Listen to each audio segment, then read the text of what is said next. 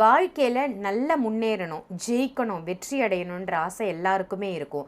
இதெல்லாம் செய்வதற்கு சூட்சம ரகசியம் ஏதாவது இருக்கா? டக்குன்னு முன்னேறினப்பா, ஒரே பாட்டில் சினிமாவில் வரா மாதிரி முன்னேற முடியுமா? நிஜத்துலேயும் வராங்க, அந்த மாதிரிலாம் பண்ணுறாங்க. ஒரு வாரத்தில் ஒரு மாதத்துலலாம் பணக்கார ஆயிடுறாங்க. ஆனால் அது நிலைக்குமான்னு கேட்டால் நிலைக்காது. வீடு வந்து ஒரு செங்கலாக கட்டினா தான் வீடாக்க முடியும். டக்குன்னு வாங்கி வச்சு அது பேர் வந்து டெமோ. அது இப்படி ஒரு மணி நேரத்தில் உடச்சிடலாம். அதை அந்த மாதிரி ஒரு ஆஸ்திலேருந்து முடிகிற வரையும் டைம் எடுக்கணும் போது ஒரு வாழ்க்கை உங்கள் தலையெழுத்தே மாறுதுன்னா அதுக்கு மெயினாக வந்து சூட்சம ரகசியம்னு கேட்டிங்க இல்லையா, அதுவே நான் டைரெக்டாகவே சொல்கிறேன்.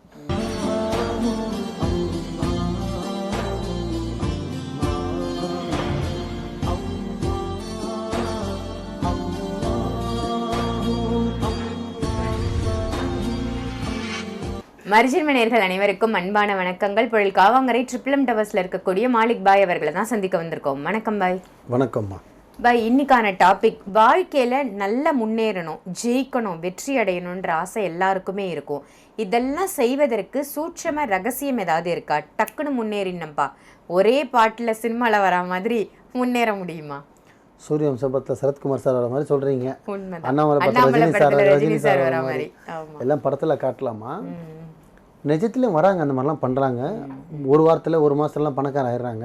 ஆனால் அது நிலைக்குமான்னு கேட்டால் நிலைக்காது. புரியுதுங்களா? வீடு வந்து ஒரு செங்கலாக கட்டினா தான் வீடாக்க முடியும். டக்குன்னு வாங்கி வச்சு அது பேர் வந்து டெமோ. அது இப்படி ஒரு மணி நேரத்தில் உடச்சிடலாம். அதை அந்த மாதிரி வீட்டே ஒரு ஆஸ்திலேருந்து முடிகிற வரையும் டைம் எடுக்கணும் போது ஒரு வாழ்க்கை உங்கள் தலையெழுத்தே மாறுதுன்னா அதுக்கு மெயினாக வந்து சூட்சம ரகசியம்னு கேட்டிங்க இல்லையா, அதுவே நான் டைரெக்டாகவே சொல்கிறேன். ஒரு ஆண் தலை தூக்கணும், ஒரு லீடர் ஆகணும், வெளியில் பேர், புகழ், அந்தஸ்து, கௌரவம், பணம், வசதி, உனக்குன்னு ஒரு ஸ்டேட்டஸ் இது வளரணும் அப்படின்னா இதுக்கு நீ என்ன செய்யணும் அப்படின்னா, ஸ்கூல் படிக்கிறது, காலேஜ் படிக்கிறது, வேலைக்கு போகிறது, இதெல்லாமே ஒரு இம்பார்ட்டண்ட்டு. நீங்கள் ஃபஸ்ட்லேருந்தே செதுக்கணும். ஸ்கூல் கட்ட முடிக்கணும், காலேஜ் கட்ட முடிக்கணும், அடுத்தது நல்லா ஒர்க் போகிறோம். இதெல்லாமே வந்து உன்னோட செஞ்சு தான் ஆகணும். மனுஷனாக போகிறதா செஞ்சு தான் ஆகணும். கடமைகள், இது கடமைகள். இது வந்து நீ வாழ்க்கையில் கொண்டு வர்றதுக்கான ஒரு வழிங்கள் இதெல்லாம். ஆனால் குறிப்பிட்டு இந்த வேலைக்கு போனதுக்கு அப்புறம் மேரேஜ்னு ஆகுது பார்த்தீங்களா, அதுக்கப்புறம் தான் லைஃபே உனக்கு சேஞ்ச். எப்படி லைஃப் சேஞ்சர் தான் லைஃப். ஆமாம், அதுக்கு பேர் என் சேனல் நேம் மறுஜென்மம், அதுவும் ஒரு ஜென்மம் தான். மறுஜென்மம் என்ன, ஒரு பெண்ணு ஒரு அம்மா வீட்டில் வந்து பார்த்தீங்கன்னா 21 வயசு வரையும் இருப்பா. ஆனால் புருஷன் வீட்டில் பார்த்தீங்கன்னா 80 வயசுல இறந்து போவான். அதிகமாக எங்கே இருக்கா? 60 வருஷம் புருஷன் வீட்டில் தான் இருக்கான். அம்மாவா இல்லையா? ஒரு தாய் தந்தை பொண்ணுக்கு கொடுத்தது பொண்ணுன்ற ஒரு பதவி மட்டும்தான். ஆனால் புருஷனுக்கு பொண்டாட்டி, மாமியார், நாத்தனார், அம்மா, ஆயா, பாட்டி, உறவு மேலே உறவு வந்துன்னு இருக்கும். அப்போ லைஃப் சேஞ்ச் எங்கே ஆகுது? கல்யாணத்தில் ஆகுது. இதுதான் உண்மை. அதே மாதிரி தான் ஒரு ஆணுக்கும் கல்யாணம் பார்த்தீங்கன்னா ரெண்டு அப்பா அம்மாவுக்கு பையன், அவ்வளோதான். அதுக்கப்புறம் பார்த்தீங்கன்னா புருஷன், மாமனார், மருமகன், அப்படியே போனால் அதுவும் திருப்பி வம்சம் வந்துனே இருக்கும். அங்கே தான் அந்தஸ்து ஆகுது. ஆனால் உங்கள் லைஃப் எதுக்கு இவ்வளோ தெளிவாக சொல்கிறேன், லைஃப் அங்கே சேஞ்ச் ஆகுதுல்ல, அப்போது அந்த இடத்துல லைஃப் சேஞ்ச் ஆகிறத நீங்கள் தக்க வச்சுக்கணும். எப்படி தக்க வச்சுக்கணும்? ஏதோ ஏனோ தேனோன்னு வாழ்கிறது, கடமையே இல்லாமல் எப்படி நம்ம மருமகன் நம்ம தான், அவள் பொண்ணு, நம்ம ஆம்பளை, நான் சம்பாதிக்கிறேன், மாதம் 2 லட்ச ரூபா ஐடியில் சம்பாதிக்கிறேன், அவள் ஒன்றுமே கிடையாது, அவள் 10ஆம் கிளாஸ் படிச்சது, நான் பிகாம் முடிச்சிருக்கேன், எம்காம் முடிச்சிருக்கேன், இதெல்லாம் இங்கே 10 பைசா செல்லாது. இந்த படிப்பு, அந்தஸ்து, பதவி எல்லாமே வந்து இங்கே ஜஸ்ட்டு வாழ்கிறதுக்கு மட்டும்தான். நீ வாழ்க்கையில் உயரணும்னா யாரும் மனசையும் புண்படுத்தியிருக்கவே கூடாது. எப்படி யார் மனசையும் நோகடிக்க கூடாது. ஆமாம்மா, முக்கியமாக அதில் யார் மனசுனா உன்னை பெற்ற அப்பா அம்மா மனசையும் உன்னை நம்பி வர உன் மனைவி மனசையும். நீங்கள் சூட்சமாக கேட்டிங்க பாருங்க. இன்றைக்கி ஷார்ட்டாக சொல்கிறோமா, மனைவி எவன் ராணியாக வச்சுக்கிறானோ அவன் வெளியில் ராஜாமா. எவன் மனைவி வீட்டில் வேலைக்காரியாக வச்சுருக்கானோ அவன் வெளியில் வேலைக்காரமா. இது உண்மையே இல்லையா? ஏன்னா அப்பா அம்மாவுக்காவது நம்மளை ஒரு உடலுறு வச்சு நம்ம ஒரு உருவாய் வந்து நம்மளை வளர்த்து கடமைகளை செஞ்சு நம்ம அவங்களுக்கு கடமையாக செய்கிறோம். இது எல்லாமே கடமை. ஆனால் ஒருத்தர் வீட்டிலேருந்து வளர்ந்து பிறந்து வந்து ராஜா ராணி மாதிரி வளர்ந்து ஏதோ அவங்க தகுதிக்கு வளர்த்து அவங்க நம்மகிட்ட கொடுத்து உனக்கு உடலுறவு எல்லாமே 5 முடுக்கு செய்கிற பொண்ணை நீ மனைவியை எப்படி பார்த்துக்கணும்? அங்கே தான் உங்கள் லைஃப் சேஞ்ச் ஆகும். எதுக்கு இப்படி சுற்றி வளைக்கிறேன்னா, லைஃபு சேஞ்ச் ஆகும் நினச்சேன்னா உன்னோட மனைவியை பார்க்காம இன்னொரு அம்மாவை நீ பார்க்கணும். இவ்வளோதாம்மா கான்செப்டு. ஏன் சொல்கிறேன்னா, சில உறவுக்கு மட்டும்தான் அம்மாவுக்கும் மனைவிக்கும் வித்தியாசம். ஒரே ஒரு விஷயத்துக்கு மட்டும்தான். அதை தவிர்த்து இன்னொரு அம்மா தான் ஒரு மனைவி. நீ சாப்பிட்டியா இல்லைன்னு யார் கண்டுபிடிப்பானா? உன் தாய் கண்டுபிடிப்பா. அதுக்கடுத்து யார் கண்டுபிடிப்பா? வேற எந்த நாயும் கண்டுபிடிக்காது. ஆமாம். ஸோ அந்த உறவை நீ எப்படி தக்க வச்சுக்கணும்? நீ எவ்வளவு மனைவிக்காக நீ சாக்ரிஃபைஸ் பண்ணுறியோ மறந்துகிட்டே இருக்கலாம். அவளுக்கு பிடிக்கலையா ஒரு விஷயம் செய்யாத, பண்ண வேண்டாம்லாம் ஒரு விஷயம் பண்ணாத, இது வேணான்றலாம் விட்டுடு. அது எவ்வளோனா இருக்கட்டும், அவனுக்கு சப்போர்ட் பண்ணுவாள். எவன் ஒரு பொண்டாட்டி சப்போர்ட்டோட மேலே நம்ம இன்றைக்கி எல்லாமே பாருங்கள், நீங்களே மீடியா பப்ளிசிட்டி ஆகிடுச்சு. ஹஸ்பண்ட் இப்போ மியூச்சுவலாக பண்ணுறதெல்லாம் பாருங்களேன், டாப் லெவலில் இருக்காங்க. ஒய்ஃப் நீ சும்மாரு எனக்கு தெரியும் நான் தான் அப்படின்றலாம் பாருங்களேன். எங்கன்னா முட்டி மோதி தெரியாமல் பண்ணிட்டேன்டி நீயே சொல்கிறீ அப்படின்னு போய் நின்றுவானுங்க. சராகதி ஆயுதம் தீரணும், வழி இல்லை பாபா. ஆமாம் தானே? அதே நீ எதுக்கு ஆடி ஒளிஞ்சு முடிஞ்சு வந்து நிற்கிறேன்?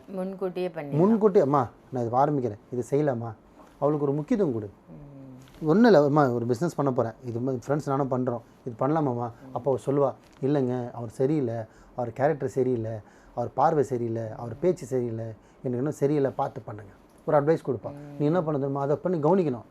நீ என்ன பெரிய ஆளா, நீ என்ன சொல்கிறது நானே செய்கிறது, நான் பணம் நான் அவனை பார்த்துக்குறோம் அப்படின்ட்டுவாங்க.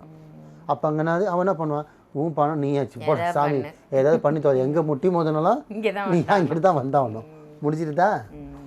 எதுக்காக இது சொல்கிறேன்னா, நம்ம வாழ்க்கை சூட்சமாக மாறணும், ஒரு பிக் ஷாட்டாக ஆகணும், வாழ்க்கையில் நல்லா தொட்டதெல்லாம் தொலங்கணும், நான் பண்ணுறதெல்லாம் ஜெயிக்கணும், எது வச்சாலும் ஜெயிக்கணும்னா உன் மனைவியை நீ ஒரு கப்பலாக, ஒரு ஃப்ரெண்டாக, ஒரு அம்மாவாக நீ அவங்க கூட ட்ராவல் பண்ணுனா நீ ராஜாமா. இது நான் சொல்கிறது ஆஃப்டர் மேரேஜ்.